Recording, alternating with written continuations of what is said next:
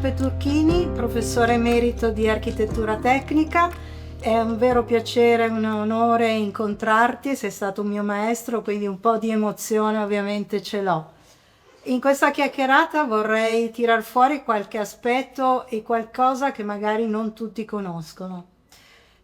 Prima domanda che vorrei farti e che è una mia curiosità: perché hai scelto architettura? Dal liceo. Io ho fatto il liceo classico.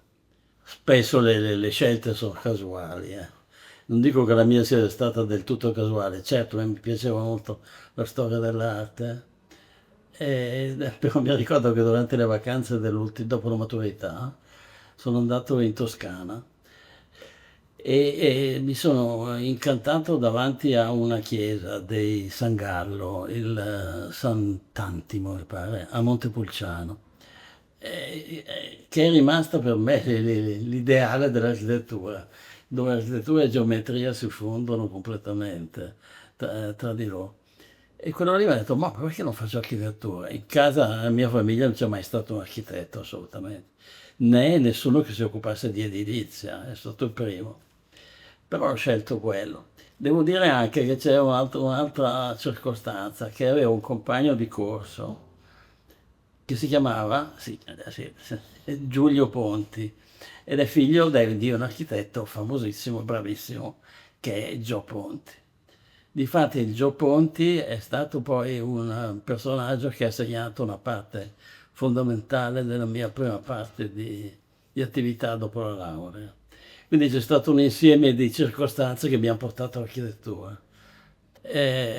Laureatomi nel 63, più presto che potevo, sono andato a lavorare nello studio Ponti, dal Gio Ponti. Quindi puoi considerare Gio Ponti uno dei tuoi maestri. Gio Ponti è stato il mio primo e fondamentale maestro. A parte che è un personaggio straordinario di simpatia oltre che di bravura. Mi ha accolto nello studio come fossi suo figlio e ho lavorato molto con lui e con il genero che era Alberto Rosselli. Alberto Rosselli che è uno dei pionieri del design in Italia. Difatti poi ho cominciato presto a tornare al Politecnico a fare l'assistente di Rosselli al corso di disegno industriale. Disegno industriale. Ecco. E come sei passato dall'architettura, quindi dalla professione di architetto, all'idea di fare ricerca nel mondo dell'architettura tecnica? Ma quello lì è stato un caso. Tra i corsi di studio di architettura, uno che mi era piaciuto molto era tecnica delle costruzioni, che aveva fatto il professor Sacchi. A un certo momento Sacchi mi telefonò per dire che c'era un'occasione di lavoro molto bella, se io ero disponibile. Allora sono andato e ho conosciuto il secondo dei miei grandi maestri, che era il professor Maggi, Pietro Natale Maggi. Avevano messo in piedi una società di ricerca che si chiamava AIRE, dell'Istituto Case Popolari di Milano. E questa faceva ricerche in edilizia, era la prima società nata per fare ricerche in edilizia. Avevano bisogno di giovani, io ero giovane, mi hanno chiamato, sono andato, ho cominciato a lavorare lì, mi sono trovato benissimo. E ho cominciato a occuparmi di ricerca in edilizia. Allora, l'edilizia, parlo degli anni 60, venivamo fuori dalla guerra, finita la guerra, c'era bisogno di ricostruire in fretta tutto. Nessuno faceva ricerca. L'edilizia era l'unico settore, tra l'altro anche al Politecnico, l'unico settore dove non esisteva la ricerca. In architettura sì, ma era una cosa diversa. Erano gli anni in cui nasceva l'informatica, tutta la ricerca era di là, la meccanica stava muovendo tutto completamente, la chimica stava muovendo, l'edilizia no, si continuava a costruire con la regola dell'arte. No? Per far fronte a un fabbisogno di edilizia che invece era enorme, crescente. Allora cosa era successo? Che arrivava la prefabbricazione che era quella, la prima che è arrivata è quella di tipo pesante, come è stata definita, di origine francese, cioè pareti intere prefabbricate che venivano poste in opera, così, una prefabbricazione chiusa, modello chiuso, di edifici che si ripetevano sempre uguali a se stessi, ricerca inesistente. Invece l'Istituto Case Popolari di Milano ha avuto questo merito di mettere in piedi una società di ricerca insieme al professor Ciribini di Milano, e Maggi e Sacchi, come dicevo prima. È nata l'idea era quella di muovere la ricerca, di far nascere la ricerca per l'edilizia, come scienza, come disciplina, come tutte le altre. Insomma. E siamo partiti, impostata, adesso mi dilungo, impostata sul principio di qualità, no? La qualità era il mito. Io mi ricordo quando avevamo scoperto di conoscenza, quando abbiamo scoperto da dove viene la parola qualità, viene dal sanscrito. Qual vuol dire chi è. Allora qualità vuol dire è l'elemento distintivo degli oggetti. Gli oggetti, le case, l'edilizia più che in altre parti, si distinguono per la qualità, che se no sarebbero in disuso, sarebbero dei cumuli di pietra o di altri materiali. Allora, impostando tutto sulla qualità, è nata una disciplina, poco a poco è venuta fuori che si basava sulla ricerca delle esigenze dell'utente, manutenza, sulla capacità delle tecniche di soddisfarle, la qualità dei materiali, dei prodotti, eccetera. E così si è passati poi alla fase di industrializzazione successiva, si è mosso tutto il meccanismo. E poi sei passato all'Accademia, quindi io so che i tuoi primi passi non sono stati al Politecnico di Milano, ma bensì a Firenze. Sì. Cosa ricordi di quel periodo? Firenze, perché Firenze è meravigliosa, ma insomma la mia vita, ma penso la vita di tutti, è fatta di case e di situazioni. Un giorno all'AIRE, appunto, dicevo, io lì sto facendo il mio lavoro, è arrivato un professore di Firenze, il professor Spadolini, che era il fratello di quello che diventò poi il primo ministro. Spadolini è un personaggio notevole a Firenze. Era arrivato perché aveva sentito che c'era questo istituto di ricerca, voleva saperne qualcosa, era andato a vedere. Il Maggi, che era direttore, si è spaventato davanti a un personaggio come Spadolini, architetto famoso, tutto quanto, mi ha detto no, guarda architetto, veditela tu, e mi ha passato. E io sono messo a parlare con Spadolini e insomma, dopo poco Spadolini mi ha trovato un posto a Firenze, sono andato a Firenze come associato e dopo 4 anni sono stato ordinario, quindi ho fatto in frettissimo. Devo dire che l'esperienza di Firenze, che è durata 12 anni, è stata molto bella. La famiglia e i figli e tutto quanto che non sono voluti venire via da Milano, mi ha fatto tornare a Milano, ma se no stavo a Firenze, che stavo benissimo. E vabbè, quindi poi dopo nell'82 sono tornato a Milano, c'era un posto fatto concorso, sono tornato a Milano, nell'istituto di edilizia. E siamo dentro un pezzo di quel famoso istituto dei tempi. Io ricordo che quando facevo il dottorato, quindi tanti e tanti anni fa, a un certo punto sei sparito e sei andato in Africa. Sei andato a insegnare in Somalia. Cos'è stata quell'esperienza per te? C'era un programma di assistenza dell'Italia, del Ministro degli Esteri, con la Somalia. L'università a Mogadiscio era italiana e gli studenti somali facevano prima un corso o 2 di preparazione di lingua, di italiano, e poi l'università si faceva in italiano. E la facoltà di ingegneria, per gli studi di ingegneria, era stato scelto il Politecnico di Milano. Il coordinatore era il professor Lucchini, Francesco Lucchini, un urbanista. Siccome io mi lamentavo perché prima viaggiavo molto quando andavo a Firenze, poi non viaggiavo più, e gli dicevo, ma insomma, sono sempre qua. Era più bello quando mi muovevo. Allora mi ha detto, ci penso io, mi ha mandato in Somalia, effettivamente mi sono... È stata un'esperienza interessante, sono stati 7 mesi, mi sono trovato bene, benissimo. E ho trovato della gran gente, ragazzi intelligentissimi, pronti, che rispondevano. Tutto quanto andava bene, stava crescendo e si stava formando una classe dirigente molto interessante. Poi è cambiato tutto e basta, io sono venuto via prima. Però è stata un'esperienza estremamente positiva, insomma, un ricordo grandissimo. A un certo punto sei scalato ai vertici dell'Ateneo e hai avuto degli incarichi assolutamente importanti, prima ne citavi uno.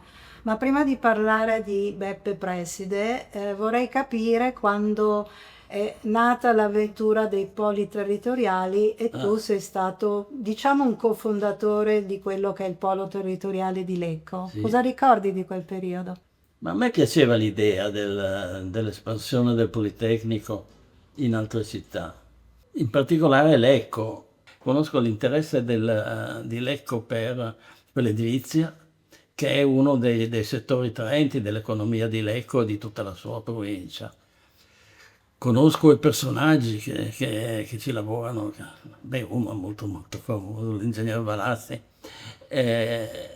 li conosco da sempre, quindi è diventato naturale interessarsi del polo nascente di Lecco e l'ho fatto con gran piacere. Devo dire che l'allora rettore, al quale devo moltissimo, il, Adriano De Maio, mi ha dato molto spazio sull'Ecco per aiutare a costruire questa cosa. Poi mi ha aiutato in tutti i modi possibili, anche per la nascita del corso di laurea di ingegneria e di architettura. Come ha risposto la città di Lecco è stato incredibile, incredibile. Io vorrei sapere qual è un municipio, una città, che avendo a disposizione un'area grandissima, pregiatissima, in centro, come era l'area dell'ex ospedale, la prende e la regala all'università. Guardate che è una cosa fantastica. E il municipio di Lecco l'ha fatto, la città di Lecco l'ha fatto, perché voleva l'università. E il Politecnico si è prestato, è andato lì. E noi ci siamo trovati bene fin dall'inizio. La gente ha risposto, la popolazione locale erano contentissimi. Tutti quanti. Quindi sono rimasto molto affezionato. Hai citato prima ingegneria edile e architettura, grande corso che anche in quel caso tu sei stato un po' un pioniere in Italia e hai deciso di aprirlo a Lecco. Sei convinto di questa decisione o avresti voluto Sì. tenerlo a Milano? Andata bene come lo dimostrano i risultati. Il corso di ingegneria edile e architettura è nato alla fine degli anni '80 e a Milano era particolarmente ricca la tradizione degli ingegneri edili, che erano una sottospecie dei civili. Il grosso degli ingegneri non c'entrava niente con l'architettura. È nato quindi un movimento generale che interessava tutte le facoltà di ingegneria per far nascere una laurea che preparasse degli ingegneri specialisti proprio del settore dell'edilizia, della qualità in edilizia. I primi tre corsi non sono stati a Milano. I primi tre corsi di ingegneria e di architettura sono Palermo, Roma e Pavia. L'anno dopo siamo partiti noi. Manuela, tu sei la prorettrice del polo di Lecco, quindi lo sai tu meglio di me come va il polo di Lecco. Ma credo che l'ingegneria dell'architettura sia una parte fondamentale. eh. E abbiamo avuto una grande risposta da subito, sia dagli studenti locali, ma anche da altre parti, della Lombardia e anche da Milano. Sono contento di aver contribuito alla nascita del polo di Lecco. Poi nella facoltà di ingegneria edile e architettura c'era, oltre al corso di Lecco, c'erano anche i corsi di Milano, naturalmente. Quindi tutto il nucleo, così si è configurato questo approccio dell'ingegneria all'edilizia in una maniera molto complessa che comprendeva ricerca e applicazione e didattica relativa che ne veniva fuori. Quindi sono stato anche molto fortunato. Un grande fortuna è stata quella di avere un rettore come De Maio, estremamente aperto all'innovazione e che ha capito fino in fondo. Poi dopo è venuto il Baglio, Baglio, con il quale sono legato d'amicizia da anni, e vabbè, anche con Baglio non ho avuto nessun problema naturalmente, ma il fondatore è stato De Maio, scusa, nella vanteria personale, quando mi ha invitato nel 2000 a fare la prolusione ufficiale all'inaugurazione dell'anno accademico. Ecco, quello lì era un onore, ed è stata fatta a Lecco. Lei mi ha dato moltissima soddisfazione. Io l'ho impostato tutto sul tema della qualità. Io ricordo qualità in edilizia, ma anche non in edilizia. Cos'è la qualità nella vita dell'uomo, in particolare naturalmente in architettura.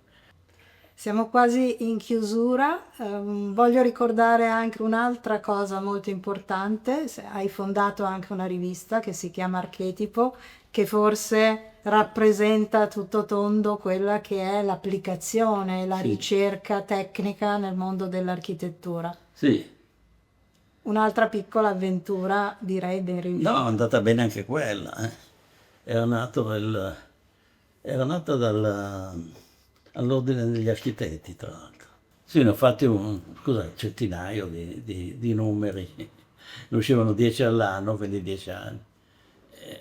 Era una bella rivista perché era di tecnologia, numero per numero, erano monografici, numero per numero si presentava qualche cosa di specifico, in maniera